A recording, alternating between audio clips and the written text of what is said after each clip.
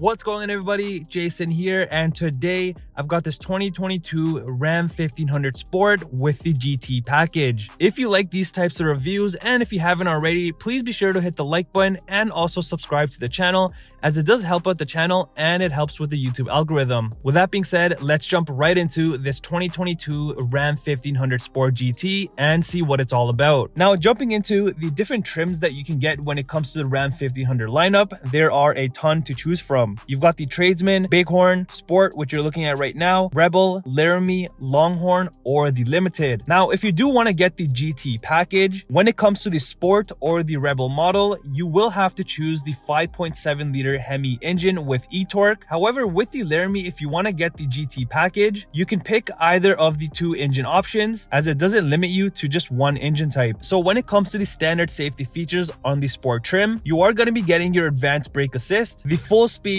forward collision warning plus, and you can also get more available safety options just depending on the package you pick. But if you are getting the GT package, you are also required to get the level 2 equipment group, which is also going to give you your park sense front and rear park assist with stop. Taking a look at the Sport GT from the front, with the Sport trims, you are going to get your standard front and rear body color bumpers, and near the bottom, like I mentioned, because this has the level 2 equipment group, you've got your sensors in the bumper as well. You've also got your standard LED fog lights, and if you move up and take a look at the grille, with the Sport trim, you are going to have a black grille with the body color surrounding, and as you see, you've got the blacked out Ram logo, and even the other logos on this truck are blacked out, which is standard with the Sport trim now. Just like your LED fog lights, you've also got your LED headlamp reflectors, and if you take a look at the hood, you'll notice that this particular one has the Sports Performance hood, and that's because that is a part of your GT package. Coming over to the side of the Sport, here you can see, like I was mentioning, the black badging you've got on the side of the door as well. You've also got your body color door handles, and because of the level 2 equipment group, this is also going to give you your remote proximity keyless entry and your remote start system. Also, another thing, you're going to get your body colored side mirrors. Not only are they going to be heated, but they're going to be power folding side mirrors. However, an extra thing with the GT package is that now your exterior mirrors will have memory setting. And as for the wheels on your Sport trim, standard, you are going to be getting your 20-inch painted polished wheels. Also, as you can see, this truck does have the optional side steps added to it. Another thing you'll notice on the exterior on the bed, because of the GT package, is that you'll get the GT decals. Not only that, your rear axle ratio will be upgraded to the 3.92. Also, with this particular Sport, it has the available option for the anti-spin differential rear axle. Coming over to the rear of the Sport GT, just like the front, like I mentioned, you've also got your rear painted body color bumper along with your sensors built in. And well, because you've got the GT package, you're now going to have a Mopar cold air intake system and your passive cold end exhaust, which does make a huge difference, so take a listen for yourself.